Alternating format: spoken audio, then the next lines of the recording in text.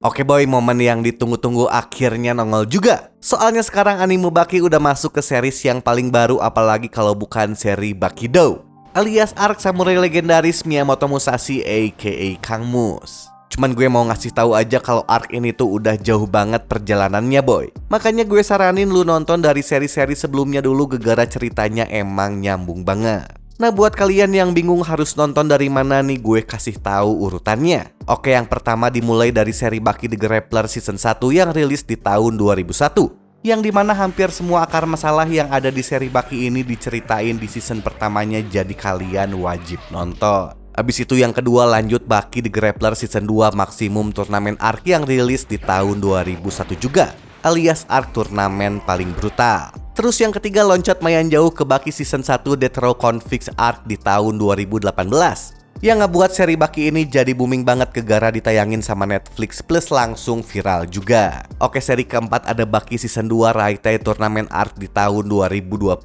Di arc ini skala pertarungannya si Baki jadi makin luas. Abisnya si Baki mulai diuji ke level internasional, jadi bukan cuman jagoan di Jepang doang. Abis itu seri yang kelima ada Baki Hanma Son of Ogre Season 1 Prison Arc yang rilis tahun 2021. Yang fokus ceritanya mulai serius nyorot ke konflik bapak versus anak antara Baki sama si Yujiro. Oke, di seri ke-6 ada Baki Hanma Son of Ogre Season 2 Pickle Arc yang rilis di tahun 2023 kemarin, yang dibagi dua alur cerita. Nah, di cerita pertama si Baki harus ngadepin makhluk purba super brutal yang kekuatannya jauh di luar logika manusia modern. Terus di cerita yang kedua si Baki akhirnya abis-abisan baku hantam melawan bapaknya yang penuh emosional, pokoknya pecah banget. Nah, kalau kalian udah nonton semuanya baru masuk ke arc Bakido yang baru aja rilis sekarang ini boy. Cuman buat kalian yang gak ada waktu buat nonton semuanya, ya minimal banget kalian nonton dulu Baki The Grappler Season 1-nya, linknya udah gue sisipin di atas, biar kalian ngerti gimana perjuangannya si Baki sampai bisa jadi sekuat itu boy. Oke, gak usah pakai lama lagi, kita masuk aja ke pembahasan utamanya. Jadi ceritanya, gegara pertarungan si Baki sama si Yujiro disiarin secara global ngebuat nih orang dua jadi viral kemana-mana. Secara pertarungannya terjadi di tengah kota plus level kerusakannya udah melampaui logika manusia normal. Nah, gegara pertarungan itu juga ngebuat si Atlas sang juara UFC jadi gak ada gairahnya lagi. Secara nih orang udah megang sabuk kelas berat UFC sampai 7 tahunan alias udah gak ada lawan. Jadinya sekarang pas disuruh mertahanin gelar si Atlas kayak ngerasa bosen banget. Cuman gegara gak mau kelamaan tuh lawannya langsung dikalahin gampang bener.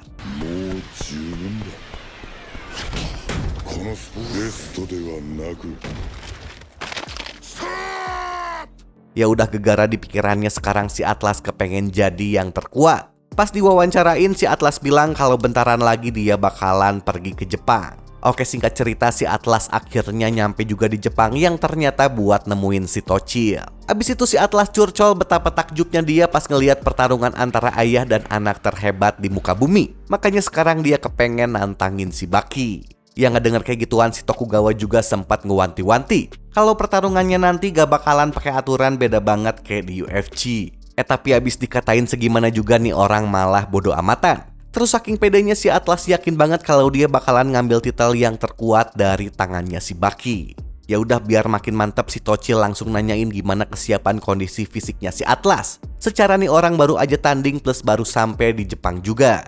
Cuman sambil so mantep si Atlas ngejawab kalau dia ready kapan aja buat tanding. Mau malam ini juga bakal dia jabanin. Tapi pas si Tokugawa ngeiyain si Atlas langsung melongo sambil sok-sokan nanyain si Bakinya mau atau enggak. Ya ditanyain kayak gitu si Tokugawa langsung ngejamin kalau si Baki nggak bakalan nolak. Soalnya nih orang emang bocah terkuat di bumi. Oke, next singkat cerita si Atlas akhirnya mejeng juga di Underground Arena buat pertama kali. Terus gak pakai lama si Baki akhirnya nongol juga. Cuman pas ngeliat si Baki kecil amat si Atlas kayak kebingungan. Soalnya badannya si Baki kayak cuman setengah doang dari badannya gitu. Tapi pas si Baki udah mulai ngedeketin, si Atlas baru langsung mulai bergidik. Soalnya walaupun badannya kecil, si Baki ternyata punya aura monster yang ngebuat dia langsung keringet dingin. Abis itu gak pakai lama pertandingannya dimulai juga, yang ngebuat si Atlas kaget banget gegara namanya pada diteriakin. Gegara dianggap petarung underrated. Terus si Atlas juga yakin banget kalau dia bakalan menang. Gegara gede badannya jauh bener sama si Baki. Cuman masalahnya, Si Baki sekarang kayak ngantuk banget alias gak ada gairah-gairahnya buat ngelawanin si Atlas. Nah tahu lagi diremehin, si Atlas langsung pakai teknik UFC-nya gitu buat nyerangin si Baki. Cuman si Baki yang gak mau kelamaan langsung ngocokin palanya si Atlas sampai otaknya pada getar. Alhasil si Atlas yang kelemesan gegara dikocokin si Baki langsung teler ke lonjotan. Nah gak lama abis dikalahin, si Atlas kayak langsung ngerenung gitu di pinggir kolam renang di rumahnya. Soalnya sekarang dia ngerti kenapa si Baki pantas disebut yang terkuat. Bahkan menurut dia si Baki juga orangnya baik bener. Gegara si Baki udah nahan nguap pas ngelawan orang lemah kayak dia gitu. Oke, next. Sekarang sih ngeliatin sebuah menara yang tingginya sampai 634 meter. Yang ternyata di dalam tuh menara udah ada si Perdana Menteri bareng si Tocil yang lagi disambut sama salah satu tim peneliti proyek rahasia. Sampai akhirnya mereka juga pada ngemasukin satu lift gitu di balik pintu baja, yang dimana lift itu ngebawa mereka ke 366 meter dari permukaan tanah. Terus pas udah nyampe ke TKP, si Perdana Menteri langsung makin kejar-kejar. Abisnya dia sekarang ngeliat ruang penelitian rahasia yang gedenya bukan main. Nah si Perdana Menteri yang makin keringat dingin akhirnya nanya ke si Tokugawa buat ngejelasin semuanya. Cuman sambil nyengir si Tocil ngasih tahu kalau 1000 meter di bawah sini dia sama tim lagi ngebuat manusia, atau lebih tepatnya sebuah kelonengan. Abis itu si PM yang makin kelonjotan langsung diliatin sebuah mumi yang lagi dimakein jirah samurai juga. Terus yang bikin si PM makin kejar-kejar pas dia tahu kalau nih mumi ternyata muminya si Miyamoto Musashi, yang jasadnya dulu sempat dicolong sama si Tokugawa gegara mau dipakai buat dijadiin project, alias mau dibangkitin lagi lewat kelonengan gitu. Tapi gegara dari tadi si PM ini rempong banget. Jadinya si Tocil baru sempat ngenalin pemimpin dari proyeknya ini yang namanya Dr. John Horner. Abis itu cerita pindah ngeliatin si John Horner waktu dia masih ganteng, yang lagi kesenangan banget gegara bisa megangin tulang belakangnya fosil T-Rex. Soalnya menurut dia, tulang-tulang fosil kayak gini tuh mubazir banget kalau cuma dijadiin pajangan doang. Makanya si John Horner kepengen banget ngebelahin nih tulang fosilnya buat diteliti. Abis itu dia juga nganggap kalau cara sains konvensional dalam memperlakuin fosil atau jasad kuno udah ketinggalan zaman. Soalnya selama ini para peneliti cuma ngepelajarin bagian luarnya aja. Nah si Horner ngomong kayak gitu juga bukan sembarangan. Soalnya dia berhasil nemuin ada jaringan lunak yang masih punya fleksibilitas pada fosil yang usianya lebih dari 70 juta tahunan. Terus dia juga ngejelasin kalau di dalam fosil purba yang dia teliti, si Horner berhasil nemuin asam amino sama protein, yang dimana susunan proteinnya makhluk purba ini hampir mirip sama burung-burung yang ada di alam liar sekarang ini boy. Makanya dia nyimpulin kalau ngekloning dinosaurus bukan lagi mimpi di siang bolong. Cuman di tahun 2005 waktu si Horner ngumumin penemuannya ke publik, tiba-tiba aja dia dapat perlawanan keras dari dunia sains konvensional yang nganggap idenya tuh mustahil plus melanggar etika juga.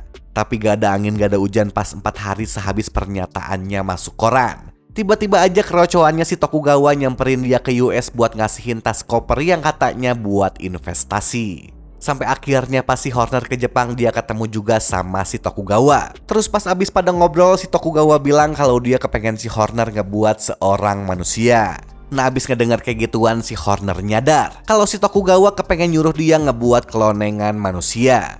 Ya tadinya si Horner kepengen nasehatin si Tokugawa gegara idenya yang gile bener. Tapi pas dia ngeliat matanya si Tokugawa yang tanpa keraguan, si Horner akhirnya milih mingkem. Apalagi yang bikin si Horner makin kejar-kejar pas dia dengar kalau sekarang si Tokugawa udah nguasain jasadnya si Miyamoto Musashi. Terus pas si Tokugawa ngajakin dia gitu buat ngeliat jasadnya, si Horner malas semangat bener. Sampai akhirnya si Horner ngerasa takjub pas dibawain sama si Tocil ke fasilitas penelitian rahasia yang tepatnya ada di 366 meter di bawah tanah. Oke, singkat cerita, abis ngelewatin pintu keamanan yang super ketat, mereka akhirnya sampai juga di bagian terdalam, yang ternyata di tempat ini juga jasadnya si Miyamoto Musashi disimpan sama si Tokugawa alias ada di ruangan khusus. Nah abis itu si Tokugawa juga ngasih tahu kalau menara setinggi 634 meter yang dibuat ini sebenarnya cuman kamuflase doang buat nyembunyiin laboratorium rahasia. Nah alasan dia ngebuat menara setinggi ini, apalagi kalau bukan dia jadiin persembahan buat nyambut kembali sang samurai legendaris Miyamoto Musashi. Soalnya dalam permainan kata di bahasa Jepang, angka 634 bisa juga dibaca jadi Musashi. Makanya struktur spiral menaranya emang sengaja dirancang buat nyerupain bentuk rantai DNA gitu boy. Ya pokoknya abis ngeliat jasad kelonengannya si Musashi plus fasilitas bawah tanah yang luar biasa, si Horner janji bakalan ngewujudin impiannya si Tokugawa. Bahkan walaupun dia harus berpaling dari jalan kebenaran. Soalnya nih project emang tabu banget boy. Oke, sekarang Shin pindah lagi ke gedung Shinshinkai Karate. Ngeliatin si Katsumi lagi latihan sama si Pak Tua Shibukawa Gouki. Gegara si Katsumi pengen ngasah teknik barunya. Sehabis satu tangannya hilang gegara dimukbangin sama si Pickle. Makanya sekarang dia lagi ngasah teknik tendangannya gitu biar jadi makin sempurna. Ya pokoknya ngelihat si Katsumi udah hampir nyempurnain teknik barunya, si Patua Shibukawa langsung muji-mujiin dia. Terus abis selesai latihan si Katsumi malahan curcol. Dia cerita kalau sehabis pertarungan si Yujiro sama si Baki dia langsung latihan edan-edanan. Cuman abis ngedengar kayak gituan si Patua Shibukawa bilang kalau semua orang sekarang juga ngelakuin hal yang sama kayak si Katsumi. Mulai dari Shinogi Koso yang sekarang hobinya nyakarin samsak. Terus ada juga si Doppo yang lagi latihan di bawah air terjun. Nah kalau si Retsu sekarang lagi ada di US soalnya lagi latihan tinju. Ada juga si Motobe yang lagi latihan di atas gunung. Si Oliva masih tetap ngangkatin dumbbell biar ototnya makin kekar. Terus ada juga si Kureha sama si Jack yang semuanya pada sibuk latihan masing-masing. Nah yang gak latihan cuman si Hanayama doang. Soalnya si Hanayama mikir kalau dia tuh udah dilahirin jadi orang kuat. Makanya kalau ditambah latihan lagi itu mah bakalan jadi curang banget. Oke, next sekarang cerita pindah ke rumahnya si Baki. Soalnya sekarang si Baki lagi tepar gegara latihan edan-edanan di ruang rahasia. Tapi tiba-tiba aja si Baki kebangun gegara ngedengar suara ritme denyut jantung kehidupan. Nah awalnya si Baki ngerasa kalau denyut jantungnya itu berasal dari dia sendiri. Tapi pasti denger lagi ternyata bukan. Terus makin kesini si Baki juga makin bingung. Gegara tuh denyut dia tahu bukan berasal dari seseorang yang dia kenal. Oke, flashback lagi ke 11 bulan yang lalu di Sky Tower. Ngeliatin si Horner yang lagi ngasih tahu temennya kalau tulang belakangnya si Musashi ini beneran abnormal dari orang kebanyakan. Soalnya tulang belakangnya dia itu lebih mirip seekor kucing besar alias singa dibandingin sama manusia. Yang dimana dengan tulang belakang kayak gini, si dokter nyimpulin seorang Musashi gak pernah berdiri layaknya orang normal. Soalnya si Musashi bakalan berdiri agak bungkuk sambil lututnya agak ditekuk. Abisnya dengan pose kayak gini tuh si Musashi jadi udah siap gitu buat ngeduel di mana aja. Apalagi walau si Musashi ini udah meninggoy ratusan tahun, ternyata bagian dalam tulangnya gak ada yang kering ataupun hancur. Soalnya sekarang mereka ngelihat jaringan yang kelihatan masih segar. Seolah-olah si Musashi ini baru aja meninggoy kemarin-kemarin. Makanya si Horner langsung kesenangan banget. Abisnya dia yakin bisa ngehidupin lagi si Musashi jadi cloning sesuai dari permintaannya si Tokugawa. Oke, flashback lagi ke 11 bulan yang lalu. Ngeliatin seorang dokter spesialis cloning terbaik di dunia yang lagi mau ngejalanin proses cloningannya si Musashi. Nah prosesnya juga lumayan sulit boy. Soalnya nih dokter harus masukin inti sel tulang belakangnya si Musashi ke dalam sel telur manusia sehat yang udah disiapin. Cuman harus dilakuin hati-hati banget biar sel telurnya nggak jadi rusak. Terus sehabis prosesnya sukses, sekarang mereka disuruh tunggu 28 hari gitu biar selnya berkembang jadi janinnya si Musashi. Oke, sekarang cerita balik lagi ke masa sekarang ngeliatin si Baki yang lagi ngantuk banget sambil ngelawan penantang baru di Underground Arena. Tapi belum juga diapa-apain nih lawannya malahan tepar. Yang ngeliat kayak gituan si Tochil juga ternyata bisa ngerasain gimana rasa bosennya si Baki. Makanya dia yakin kalau 11 bulan lagi ngantuknya si Baki bakalan hilang, abisnya proyeknya udah hampir beres boy. Nah ternyata nggak cuman si Baki. Soalnya sekarang semua petarung juga ngerasain hal yang sama kayak dia, apalagi kalau bukan kebosenan. Ya meskipun udah latihan kayak gimana juga, tapi tetap aja ngantuk gegara boring gak bisa ditahan sama mereka. Abis itu cerita pindah ngeliatin si Jack yang badannya mau dimodif lagi biar dia lebih OP. Yang ngebuat tingginya sekarang jadi 2,4 meteran. Tapi saking bosennya si Jack malahan ikutan nguap juga. Oke, next. Singkat cerita waktu 11 bulan 10 hari akhirnya beres juga. Yang artinya persiapan buat ngebangkitin si Kang Mus semuanya udah komplit. Terus pas semuanya udah siap, si Horner langsung ngasih aba-aba buat ngelepasin si Kang Mus dari mesin. Dan setelah persiapan panjang, sang legenda Miyamoto Musashi akhirnya terlahir kembali di zaman ini dengan tubuhnya yang sempurna. Abis itu cerita pindah lagi ngeliatin si Chiba yang lagi kesel banget di dalam bar. Gegara si Hanayama sekarang kayak ngantukan banget. Ya ditanyain kayak gitu sih Hanayama ngaku kalau dia mulai ngantukan semenjak 2 hari yang lalu. Soalnya 2 hari kemarin tiba-tiba aja dia ditodong pistol sama orang sambil ngoceh-ngoceh. Nah tadinya si Hanayama mikir kalau dia bakalan dapat hiburan walau dikit doang. Tapi ngeliat tuh orang malahan keringet dingin ngebuat dia langsung nguap gegara bosen. Ya udah gak pakai lama tangannya yang nodong dia pletekin sampai pistolnya hancur. Makanya sekarang si Hanayama kepikiran buat nesting ilmu lawan si Yujiro Hanma buat ngilangin kebosenan dia. Terus gegara idenya tadi si Hanayama langsung ngedatengin si Tochil ke rumahnya. Abis itu si Hanayama bilang kalau dia kepengen nantangin si Yujiro Hanma. Yang ngedengar kayak gituan si Tokugawa langsung ngajakin si Hanayama main ke kolam ikan. Soalnya dia tahu banget kalau sekarang si Hanayama emang lagi ngerasa bosen. Tapi apa yang diminta si Hanayama ngebuat si Tokugawa agak keberatan. Abisnya dia keingetan sama insiden 5 tahun lalu pas di Tokyo Game Center. Waktu si Yujiro ngehantemin dia sampai kelonjotan. Cuman di sisi lain, si Tokugawa juga paham kalau rasa sakit yang dialamin si Hanayama dulu nggak sebanding dengan siksaan rasa bosen yang dia alamin sekarang.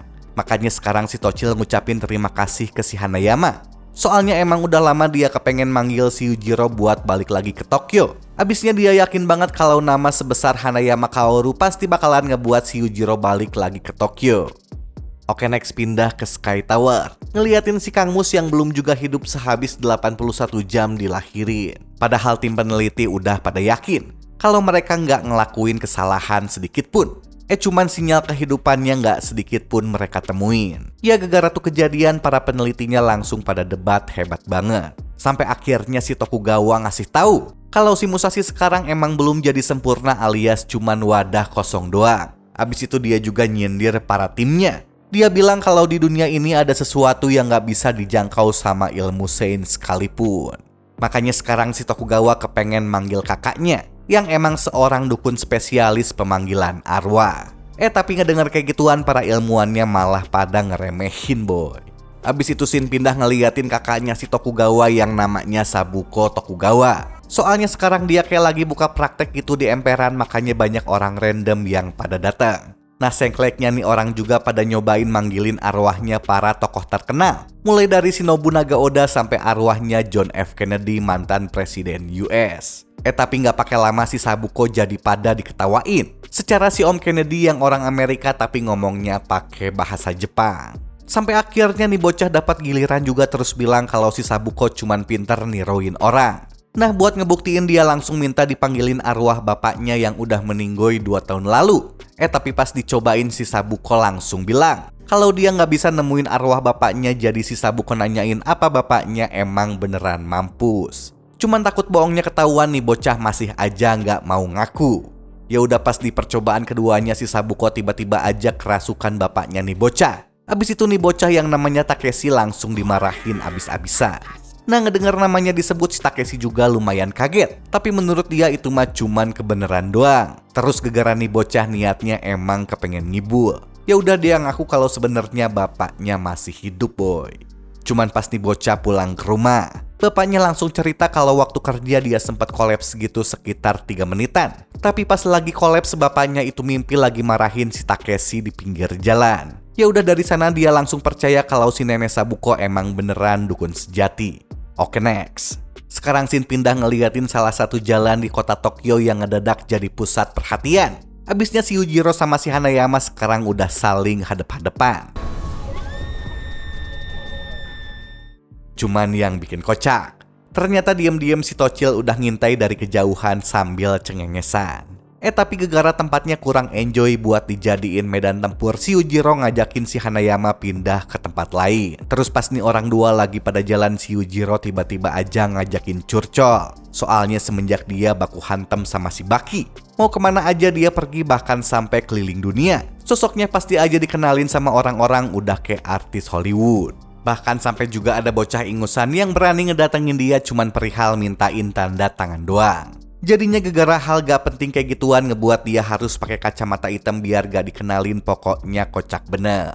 Terus abis ngedenger kayak gituan si Hanayama juga langsung ngasih tahu kalau setahun sehabis ngelihat pertarungan si Yujiro sama si Baki, semuanya jadi ngebosenin gegara gak ada lagi pertarungan yang bisa ngebuat dia jadi ngerasa seru banget. Cuman yang bikin ngakak pas si Yujiro udah ngelepasin kacamatanya sambil ngeprovokasi soalnya udah siap mau ngewar. Tiba-tiba aja dia didatangin sama fans yang kepengen minta tanda tangan juga. Ya udah gegara kesel gak pakai lama tuh kertas langsung dia sobekin jadi 4 bagian. Abis itu si bocahnya langsung dia suruh cabut gegara sekarang emang lagi sibuk. Tapi abis digituin nih bocah malah dipuji-pujiin sama orang gegara nyalinya boleh juga. Nah abis itu kejadian si Yujiro langsung gas ngajakin baku hantam terus nyuruh si Hanayama yang nampol dia duluan. Ya tahu lawannya si Yujiro, si Hanayama langsung ngehantem gitu pokoknya sekuat tenaga. Cuman yang bikin ngagetin, udah ditampol sekeras kayak gimana juga si Yujiro masih aja berdiri sambil nyengir. Nah tahu serangannya nggak ngepek, si Hanayama langsung mukulin si Yujiro terus-terusan tapi tampolannya malahan pada meleset. Ya gegara si Hanayama kebingungan, si Yujiro akhirnya ngasih tahu kalau sekarang semua selnya si Hanayama lagi ketakutan makanya pukulannya gagal mulu dari tadi. Terus tadinya pas si Hanayama mau nyerangin dia lagi, si Yujiro langsung ngehantam palanya si Hanayama cuman pakai telapak tangan doang. Cuman saking ngerinya, si Hanayama kepental kenceng banget kenain hampir semua display toko. Abis itu nih orang langsung tepar juga. Cuman mau udah dikalahin, si Hanayama masih sempet-sempetnya buat senyum. Abisnya dia udah gak ngerasa bosen lagi boy. Oke next. Sekarang cerita pindah ke si Sabuko di Sky Tower yang ngasih tahu kalau badannya si Kang Mus ini udah oke, jadinya bisa langsung dia bangkitin. Cuman tiba-tiba aja ada peneliti yang namanya si Kinichi kayak koar-koar. Abisnya nih orang emang gak percayaan sama yang namanya klinik. Makanya dia ngancem keluar dari tim gegara hal kayak ginian tuh dianggap penghinaan sama ilmu pengetahuan. Cuman pas si Sabuko ngedatengin arwah kakeknya si Kinichi, dia langsung keringet dingin. Abis itu nih orang langsung setuju juga buat nyobain metode pemanggilan arwah. Ya udah gegara semuanya pada setuju, si Sabuko langsung komat kamit ngemulai ritualnya. Abis itu gak pakai lama dia langsung kerasukan arwahnya si Musashi. Nah yang bikin kejar-kejar, di ending ritualnya si Sabuko kayak langsung ngenyosor mulutnya si Musashi, pokoknya kenceng bener. Yang ngelihat kayak gituan tadinya para peneliti juga mau langsung ngeberhentiin, cuman langsung dilarang sama si Tocil sampai semua ritualnya beres. Ternyata beneran aja, gak pakai lama badannya si Musashi kayak muncul sabetan gitu. Terus mukanya langsung berubah juga, apalagi sekarang si Musashi akhirnya bangkit lagi.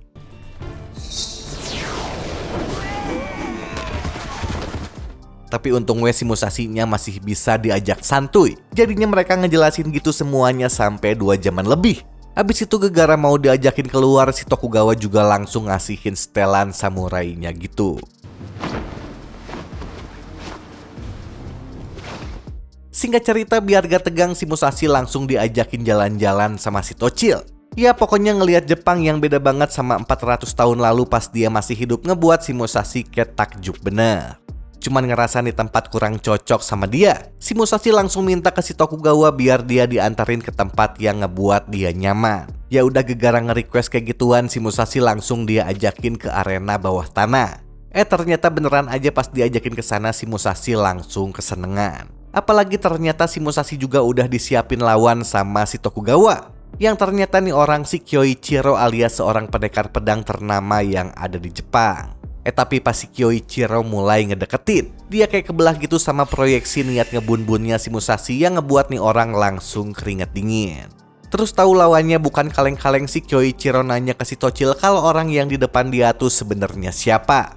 Cuman gegara si Tokugawa nggak mau ngasih tahu. Si Kyoichiro langsung mutusin kalau dia nggak akan tanding soalnya masih sayang nyawa. Nah pas ditanya alasannya, si Kyoichiro ngaku kalau tadi pas lagi pada diem-dieman dia udah ditebas gitu sampai 7 kali. Terus gegara si Tokugawa nggak si Musashi akhirnya ngejelasin kalau dari tadi nih orang emang udah dia buat meninggoy sampai 7 kali. Ya jadi intinya sebelum pertandingan dimulai, nih orang dua udah saling sabet-sabetan gitu waktu saling tatap-tatapan. Yang hasilnya 7-0 buat kemenangannya si Musashi. Nah just info boy, si Musashi ini emang jago banget ngeproyeksiin niat ngebun-bunnya sambil ngevisualisasiin tebasannya ke otak lawan. Ya si Musashi ngelakuin kayak ginian tuh biasanya buat nguji lawannya sambil ngebercandain. Terus sekarang si Musashi yang penasaran tiba-tiba aja kepengen minjemin kedua pedangnya si Kyoichiro gitu. Terus pas udah dipinjemin, si Tokugawa yang penasaran nge-request kalau dia kepengen ngeliatin salah satu tekniknya si Musashi. Ya udah diminta kayak gituan, si Musashi langsung nebasin 2 pedangnya barengan gitu. Cuman pas dicobain gagangnya malahan pada hancur. Nah, tahu barangnya rapuh banget, si Musashi bilang ke si Kyoichiro kalau nih benda emang mirip pedang tapi bukan pedang. Soalnya boro-boro nebas di ayun sekali doang aja malahan patah. Terus gegara ditanyain mulu, si Kang Mus langsung ngenalin diri kalau dia tuh Miyamoto Musashi yang ngebuat si Kyoichiro langsung puyeng.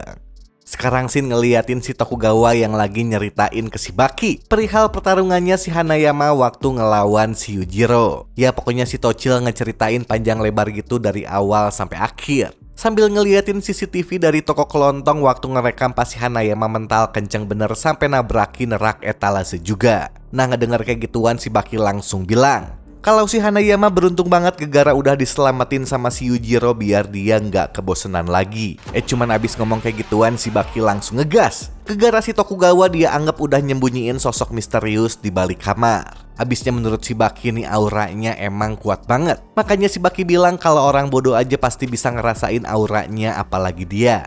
Tapi yang bikin bergidik, tiba-tiba aja si Musashi kayak ada di belakangnya si Baki, terus pas si Baki nyerang tuh kakinya malahan hilang gegara ditebas pakai niat ngebun-bunnya. Terus gak pakai lama si Musashi akhirnya nongol juga di depan si Baki. Nah, abis pada ketemuan si Baki ditanya sama si Tochil apa yang si Baki rasain sama orang yang ada di depan dia. Ya ditanyain kayak gitu si Baki bilang kalau di pikirannya sekarang orang yang ada di depannya ini si Miyamoto Musashi. Cuman si Baki juga masih bingung banget soalnya nggak mungkin kalau tuh orang masih hidup sampai sekarang. Oke, next singkat cerita mereka bertiga akhirnya pada pindah keluar gitu soalnya si Baki sama si Musashi bakalan mau duel. Cuman pas si Baki nanyain pedangnya si Musashi sekarang ada di mana, si Musashi langsung masang kuda-kuda terus tuh pedang kayak langsung muncul di tangannya gitu pakai teknik visual. Nah, pas pedangnya dimunculin si Baki langsung dia beset juga. Cuman tahu si Baki kebingungan, si Musashi langsung ngasih tahu kalau nanti si Baki bisa selevel sama dia, si Baki nggak usah ngebawain pedang kemana-mana. Soalnya menurut si Musashi semua badannya bisa dijadiin bilah pedang. Tapi pas ngelihat si Baki gak gentar mau ngelawan dia, si Musashi akhirnya nanya ke si Tochil kalau nih bocah sebenarnya siapa. Cuman gegara si Tokugawa malah nanyain pendapatnya lagi, si Musashi akhirnya nebak kalau si Baki ini seorang ninja. Tapi nggak banyak cincong, si Baki langsung nendang dia cepet banget, cuman masih gampang dihindari. Nah, yang bikin keringet dingin, kakinya si Baki sekarang malahan diangkat gitu sama si Musashi udah kayak megangin pedang. Abis itu nggak pakai lama si Baki dia hantem sampai tumbeng. Singkat cerita pas udah kebangun si Baki kayak ngerasa bingung banget. Soalnya kok bisa si Musashi masih hidup sampai zaman sekarang. Ya udah gegara penasaran si Baki langsung nyamperin si Kang Mus lagi. Tapi pas baru aja nongol si Baki diajakin ngeliat si Musashi latihan sama si Tochil. Soalnya sekarang si Musashi mau latihan gitu sambil ngayunin bambu. Cuman pas bambunya diayunin malahan hancur.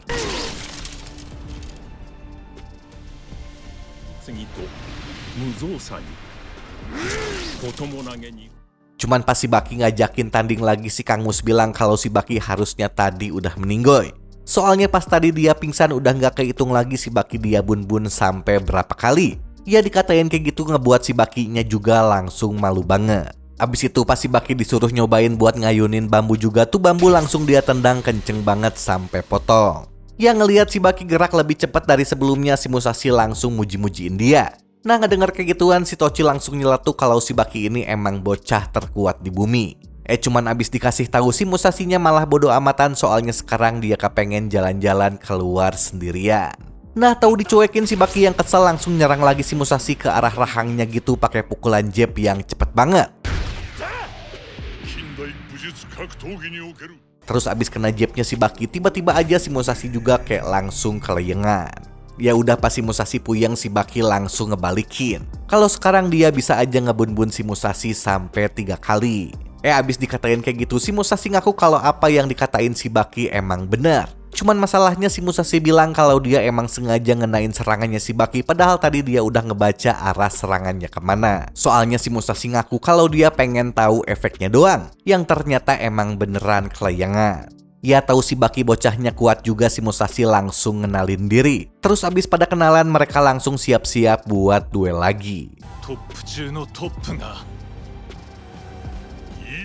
Ya ternyata apa yang dikatain si Musashi tadi bukan yapping doang. Soalnya sekarang pas si Baki mau mukul, tiba-tiba aja si Musashi udah nangkep tangannya gitu, pokoknya di luar nalar. Habis itu si Bakinya langsung dia tebas sampai kelonjotan. Oke, penjelasannya gini boy. Jadi tadi pas si Baki lagi pasang kuda-kuda, si Musashi udah berhasil ngeprediksi gerakannya si Baki nanti dari tumpuan di kaki belakangnya gitu. Yang intinya, saking jagonya si Musashi ini bisa ngebaca niat lawannya sebelum lawannya nyerang. Cuman gegara nggak mau dikalahin sampai 2 kali, si Baki kayak ngamuk gitu sambil nampol si Musashi, pokoknya kenceng bener. Tapi serangannya si Baki ini masih gampang banget buat diatasin. Nah, ngelihat si Baki belum juga tumbeng pas udah kena tebas, ngebuat si Musashi langsung muji-mujiin dia lagi. Terus gak pakai lama si Musashi juga langsung ngibrit, soalnya dia emang kepengen jalan-jalan sendirian. Tapi gak lama si Musashi ngibrit, si Baki akhirnya tepar lagi. Oke, segini dulu aja pembahasan part 1-nya boy. Next gue bakalan bahas pertarungannya si Musashi ngelawan para petarung kuat di universe Baki sampai si Yujiro, jadi ditunggu aja.